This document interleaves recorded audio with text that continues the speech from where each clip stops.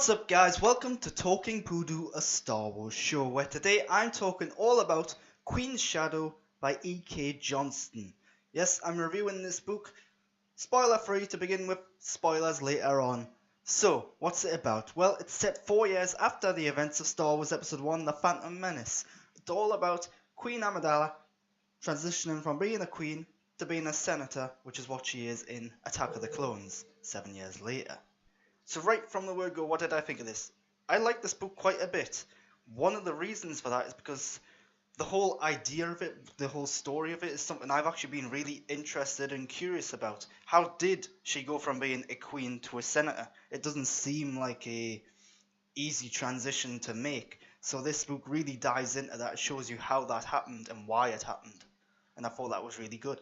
So, as you can probably expect from the title of the book, the cover of the book, and the premise of the book, it's all about Padme Amidala, or Padme Nabiri, and it shows you much more about her personal life. It shows you her parents, it tells you about her upbringing, how she got into politics, why she got into politics, and it also focuses on her handmaidens as well, particularly Sabe.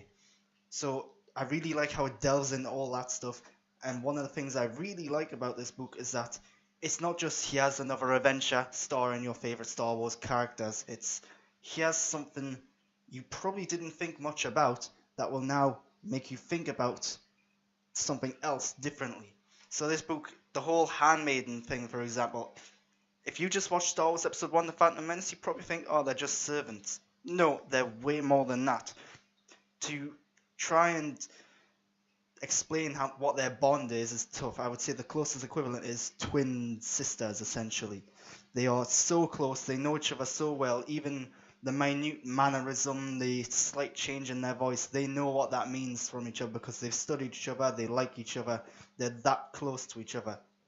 And I thought that was quite fascinating. So as you can expect from that, there are quite a few revelations or surprises throughout this book, particularly relating to Padme, her relationship with others, Captain Panaka, and Naboo as a whole. Because of its time period, it also links in with the prequel films and the Clone Wars, and I think the way in which it introduces characters from those and hints at story elements in those, I think that's really quite smart as well, to establish that this is a larger universe and that there are other things going on. That being said, it is set 7 years before Attack of the Clones and the Clone Wars, which I think is a little early to be establishing these storylines. So for example, not getting into spoilers, this is pretty early in the book, an assassination attempt is made on Padme Amidala when she becomes a senator. If you remember Star Wars Episode 2, Attack of the Clones, she's almost assassinated at the beginning of the book. The film, sorry. Well, turns out these might be linked. So in the 7 years leading up to Attack of the Clones, we are led to presume that she's constantly being targeted for assassinations. And we're also led to believe that the Separatists and the whole dissolution or the dissolving of the Senate is starting to happen 7 years before. It all seems a little early to me, and why would you set this up so early? What's happening in that gap? Yeah, that was a little odd. And also, not going into spoilers, the ending. The ending felt a little rushed and a little abrupt to me. It does, however, set up a potential sequel, which would be really quite interesting. I'll get into that into the spoiler sections. But on the whole, I like the story quite a bit. So one of the most important things about doing a Star Wars book featuring some of the characters from films or TV shows is you've somehow got to capture the voice of those characters. I've read Star Wars books and comic books before where there's been lines of dialogue where I've been scratching my head thinking, oh, well, Han Solo, I don't think he would really say that. Well, this book manages to do it well in that everything Padme says and does, I can totally believe that Natalie Portman's version of Padme would say in the films. So that's a good thing. The author's done a really good job of capturing the voices of the characters. And it's not just Padme, it's other characters like Bail Organa who shows up, Mon Mothma and Chancellor Palpatine. All of those are in here as well. None of that spoilers, by the way.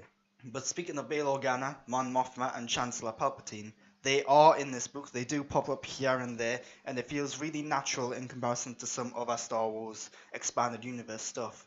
A lot of the other Expanded Universe stuff, it's like, oh, here's a familiar face, just for fan service. Well, here, because it is dealing with politics, because it is dealing with particularly life on Coruscant, then it feels way more natural, way more expected that these characters would be there. The one problem is that, particularly with Bail Organa and Mon Mothma, is they are just the Bail Organa and Mon Mothma that we already know. They're introduced as the Bail Organa and Mon Mothma that we know, and then in the films they're exactly the same. There's very little difference between them, no character growth at all, really. And again, this is set 7 years before Attack of the Clones. Why are they the exact same people here as they are then? Yeah. It's a minor gripe. They are supporting characters in this book that don't have huge roles exactly, but still. So while Padme is the main character in this book, there is another main character, and that's Sabe, the character played by Keira Knightley in The Phantom Menace, who was Padme's main decoy. I really like how it delves into her character a bit, shows you why she's so devoted to Padme, and she's essentially Padme's like top agent and operative. So one of the reasons I liked why it delved into this, because after The Phantom Menace, we never see or hear from that character again. So here it turns out, no, she's still a thing, she's still doing stuff, all the way leading up to Revenge of the Sith, when, spoilers, Padme dies. So it turns out she's there, she's just not seen in the films. And yeah, I don't want to get into spoilers, but I really like where her story goes, and I think this could really branch out into something else. I'd like to see more stuff with her character, because I think she's quite fascinating. So like I said, with the Handmaidens, it really dives into them and their relationship. It really makes me look at The Phantom Menace, if I ever watch that again, and think it adds a little bit of depth for that, because now I know that these aren't just servants, they're not just following her around. There's deeper stuff going on there. There's a bigger bond and relationship between them. So I like that about this Star Wars book, because it actually adds to the franchise and to the series as a whole. And in relation to that, it does provide some closure to characters from The Phantom Menace. If you haven't read other books like Princess Leia, Princess of Alderaan, which was a really good book and I recommend that, then you probably don't know what happened to Captain Panaka. Here it dives into that a bit more. It shows you what happened to Captain Panaka. It shows you what happened to certain characters on Naboo and associated with Padme, and it really dives into giving them some sort of closure in case you were interested into what happened to them. So I thought that was a nice touch. The one character who I kind of expected to be in this, or to at least get mentioned in this, was Jar Jar Binks. Now, yeah, Jar Jar Binks, I'm not a fan of Jar Jar Binks. I like the prequels more than most people do, but Jar Jar is an exception. In Attack of the Clones, he's a senator. In Phantom Menace, he's not. It would have been a good opportunity to at least mention how Jar Jar became the senator in Attack of the Clones, to say why the Gungans are also there, but the book doesn't do it. It just ignores that completely. There are a few mentions of Gungans, but minor stuff. So yeah, that felt a little odd how Jar Jar and the Gungans were just kind of not mentioned or seen at all in this book.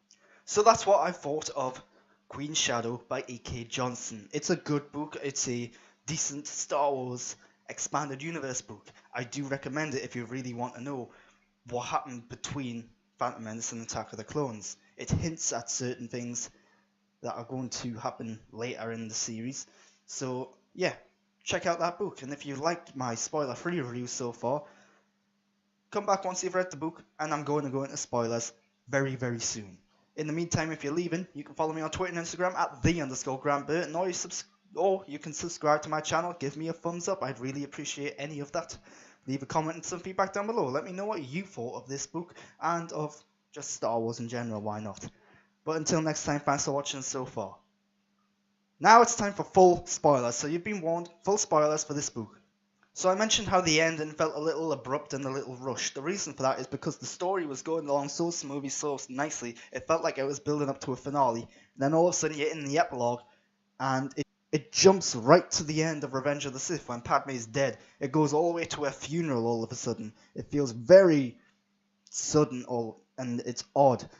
And this is when it hints at a potential sequel or a spin-off focusing on Sabe, because it looks like Sabe and her now boyfriend, I think it is. I'm not sure what their relationship's defined as. I can't quite remember. I've read this book quite a while back, by the way. So it looks like they're going to be going off investigating Padme's death, which is really interesting, in my opinion. The problem is I still feel like there's more to this main core story that was told before this epilogue. It feels like this is just part of a story or it's half of a story, and there's way more to be told because there is a 7-year gap still. So yeah, I would like to see what happens after this. It feels like they've got lots of story left to tell and they just haven't bothered to tell it yet. If you're picking up this book and you're wanting another Star Wars adventure, you're going to be a little disappointed. This is not a Star Wars adventure per se because it's way more character focused. There's not it's not really story driven. It's more, here's Padme, here's what she's up to. It's all about her and Sabe and their relationship and what they're getting up to. It's not like they're going on an adventure, they're not going on a journey or a quest or anything. So you might be a little disappointed in that, but it does still feel like Star Wars. It feels like it's a somewhat important part of the franchise.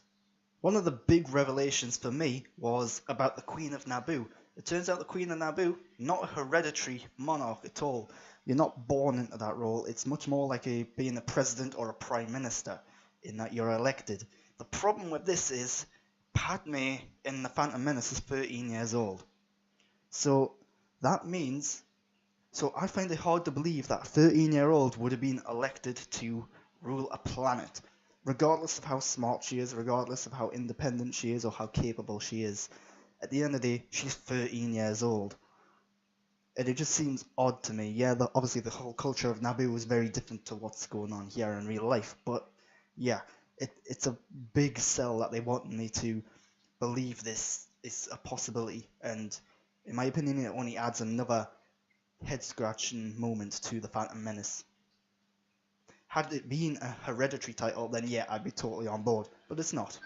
So I've already touched on this a bit. Bail Organa and Mon Mothma are introduced, and it's also hinting at the rebellion already forming between them two, and that they're already having some sort of union getting together.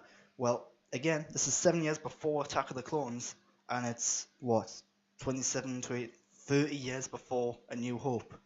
So, again, why is this happening so early? It doesn't really explain it very well. And what happened in this big time gap, the 7-year time gap heading up to Attack of the Clones? Surely some of this stuff could have been spread out a bit more. Well, that's my review of Queen's Shadow by E.K. Johnston, and this is the first episode of Talking Poodoo, a Star Wars show. I hope you've enjoyed it. I'm Grant Burton. You can follow me on Twitter and Instagram at @the_Grant_Burton, and again, subscribe to my channel. But until next time, I don't know when next time will be. I will be reviewing Master and Apprentice next time though, so keep an eye out for that. But until then, thanks for watching.